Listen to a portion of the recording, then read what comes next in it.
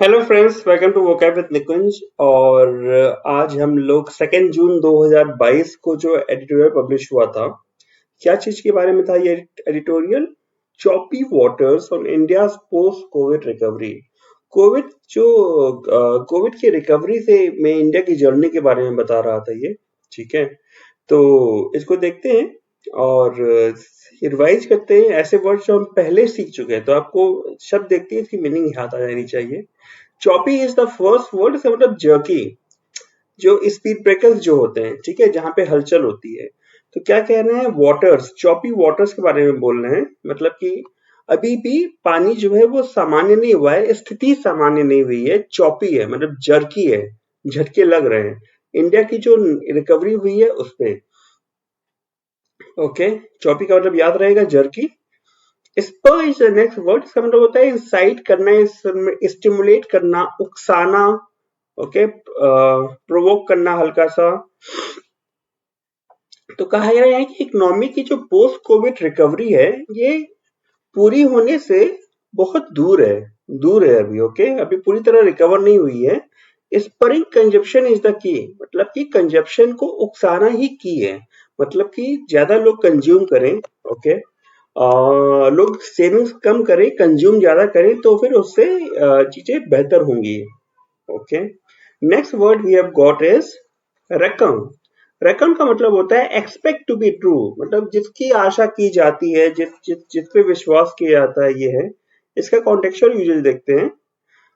India GDP is reckoned to be have grown 8.7%, मतलब ऐसा माना जाता है कि इंडिया की जीडीपी 8.78% की रेट से बढ़ी है, और जबकि ग्रॉस वैल्यू एडेड जो बढ़ा है वो 8.1% बढ़ा है। ठीक है, रेकॉन का मतलब याद रहेगा, माना जाना, बिलीव किया जाना, मानना।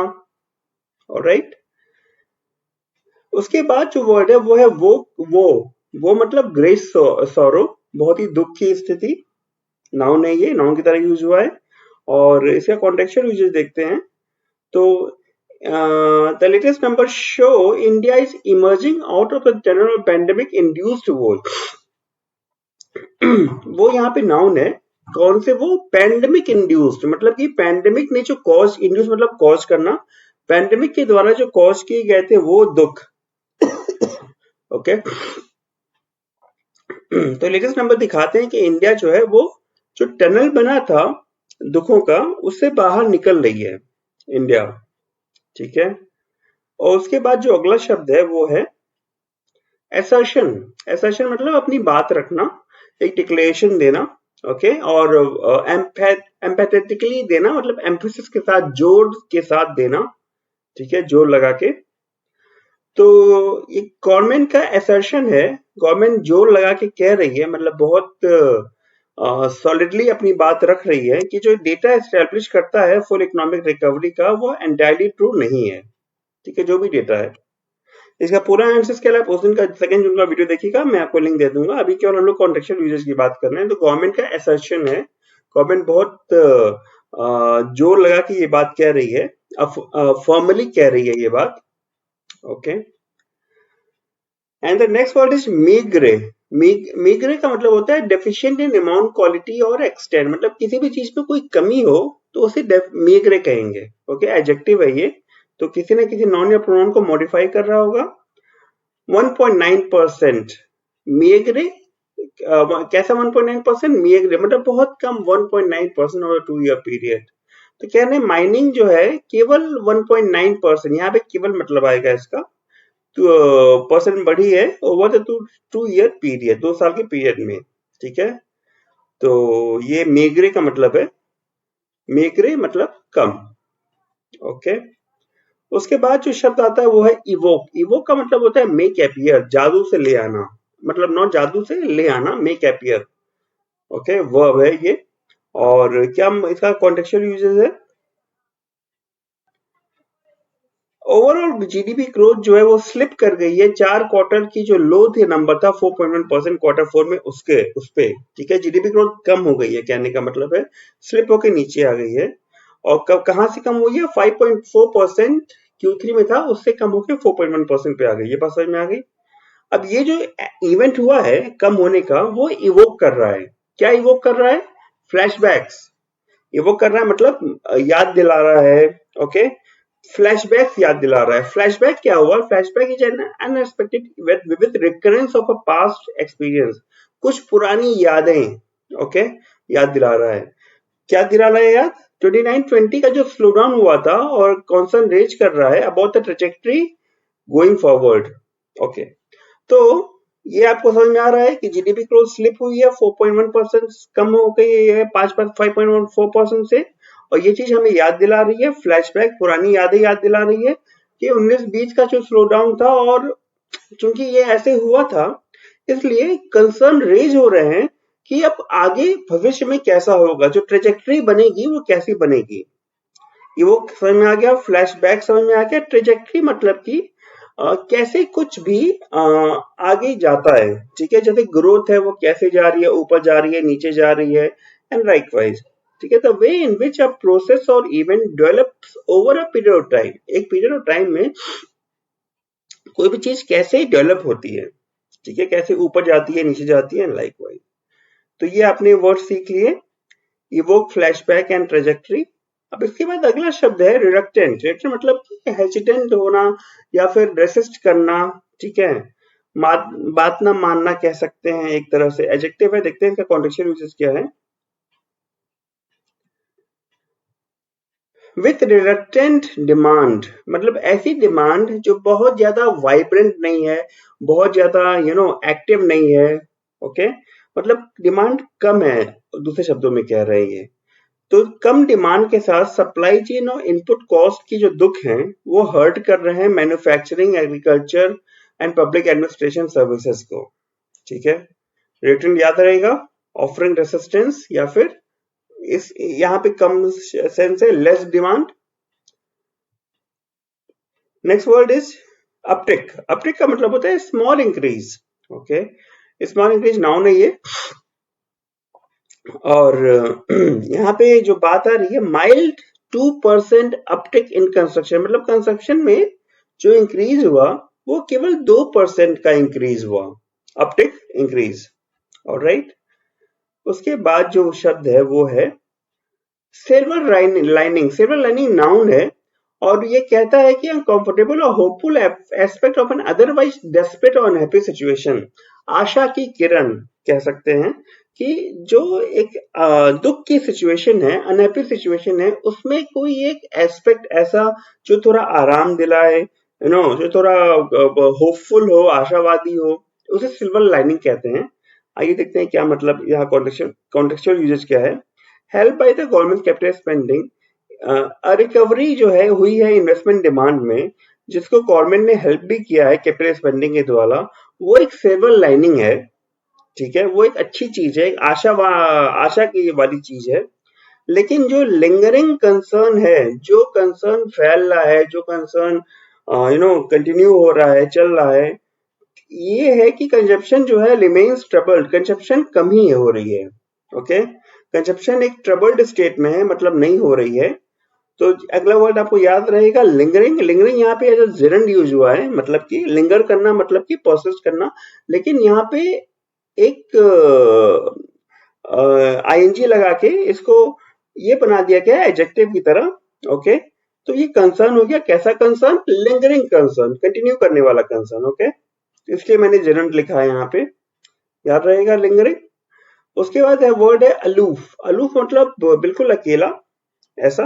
अपार्ट यहाँ मतलब है एडवर्ब है। आइए देखिए क्या मतलब है।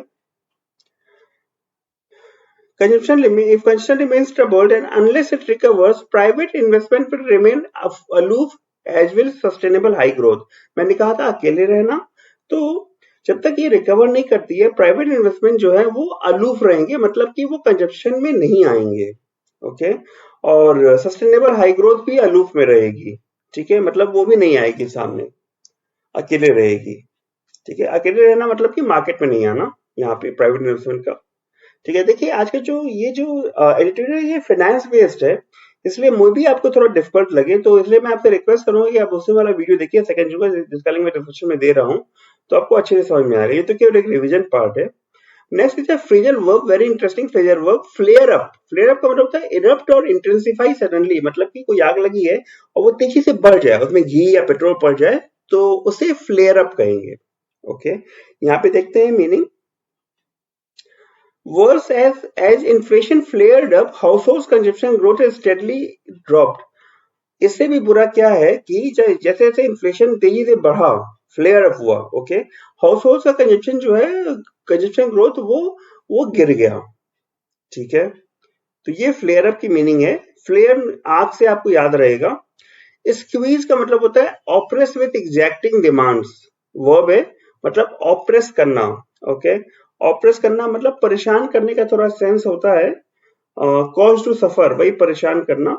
ठीक है, विथ एग्जैक्टिंग डिमांड्स से परेशान करना है स्क्वीज का मतलब। यहाँ पे जो मतलब है वो है price rise combined with higher interest rates कुछ squeeze middle class disposable income, मतलब वो प्राइस राइज जो है, दाम बढ़ेंगे और इंटरेस्ट रेट भी ज्यादा होगा, मतलब लोन भी महंगे होंगे, तो ये क्या करेगा, ये स्क्वीज करेगा मिडिल क्लास की डिस्पोजेबल इनकम को। ठीक है, मतलब डिस्पोजेबल जो इनकम है उसको और दबा देगा, उसकी वैल्यू कम निकल के आएगी जो मिडिल क्लास को मिलेगी, इस तरह से। ओके, एंड और क्या करेगा, और डैम्पन कर देगा कंजप्शन को फर्दर, मतलब डैम्पन करना मतलब कि सप्रेस करना या फिर लेस कर देना, तो कंजप्शन को ये लेस कर देगा। ओके, तो जब कंजप्शन कम होगा तो ये बहुत अच्छी चीज नहीं है हमारी इकोनॉमी के लिए, ऐसा हिंदू वाले कह रहे हैं। तो ये डैम्पन वर्ड आपको याद रहेगा, सप्रेस और कॉन्स्टेंट या फिर लेस कर देना किसी चीज को, कांस्टेंट कर देना। उसके बाद एक इंटरेस्टिंग फ्रेज है राइजिंग टाइड। राइजिंग टाइड का मतलब होता है इंक्रीज इन द अमाउंट और स्ट्रेंथ ऑफ समथिंग। इसको फ्लेयर अप से भी थोड़ा सा रिलेट कर सकते हैं, बढ़ना, तेजी से बढ़ना या फिर इंक्रीज इन द अमाउंट। और आइए देखते हैं सर यहाँ पे यूजेस क्या हुआ। क्या हो गया, क्या हो गया, जस्ट अ मोमेंट। हाँ, सॉरी।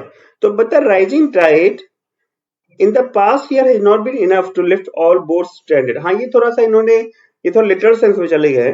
देखिए, नाव की, समुद्र की बात हो रही है। ठीक है, जो राइजिंग टाइड है मतलब कि किसी चीज में इंक्रीज हुआ है, ठीक है, पिछले साल, वो सफिशिएंट नहीं है। ओके, तो lift all boats stranded, stranded मतलब कि किसी को बीच में छोड़ देना। तो जितनी नावें, जितनी नाव, जितनी बोट्स बीच में पड़ी हुई हैं, जिनको हेल्प चाहिए, वो जो राइजिंग टाइड है, ठीक है, पास्ट ईयर का, वो सफिशिएंट नहीं हो पाया कि सबको हेल्प करे। ओके, और वो स्टैंडर्ड कहाँ पर है, वो डेट्रिशियस में स्टैंडर्ड है, मतलब कि समथिंग में डिस्ट्रॉयड, कुछ ऐसी चीज जो टूट गई है और उसके रिमेन्स, उसके अवशेष बचे हुए हैं, उसमें नाव फंसी हुई है। ओके, और उसको राइजिंग टाइड सफिशिएंट नहीं है निकाल पाने में। थोड़ा सा लिटरल मीनिंग है, मैंने पहले ही कहा था। अच्छा, ये नाव किस चीज की है, ये नाव है पैंडेमिक की और स्लो डाउन की। ठीक है, सॉरी, ये जो डेट्रिशियस है वो है पैंडेमिक का और स्लो डाउन का, जिसने प्रोसीड किया था। ठीक है, तो बोट्स क्या है, बोट्स ये जो कंजप्शन नहीं बढ़ पा रहा है उसके बारे में रिलेट करने की कोशिश कर रहे हैं। ठीक है, डेट्रिशियस याद रहेगा, कुछ भी किसी भी चीज का अवशेष जो टूट गया है, स्टैंडर्ड, किसी चीज को बीच में छोड़ देना। और राइजिंग टाइड है मतलब कि किसी चीज के अमाउंट या स्ट्रेंथ में इंक्रीज होना। ठीक है, तो यही था आज का सेशन। कैसा लगा मुझे कमेंट सेक्शन में बताइएगा। कुछ नए शब्द शब्द सीखे आपने, और अगर नए शब्द सीखे हैं तो उनको या तो अपनी नोटबुक में मेंशन कर दीजिएगा या फिर कमेंट सेक्शन में लिख दीजिए। जब आप लिखेंगे तो हो सकता है आपकी मेमोरी में कहीं अंकित हो जाए, आपको याद रहे वो चीज। ओके, चलिए मिलते हैं कल सुबह के सेशन में, तब तक के लिए keep watching and thank you. If you think that this video has benefited your vocabulary, you can simply hit the like button, and if you want to improve your vocabulary like this, you can you can click to subscribe. Yeah, thank you for watching. Bye bye.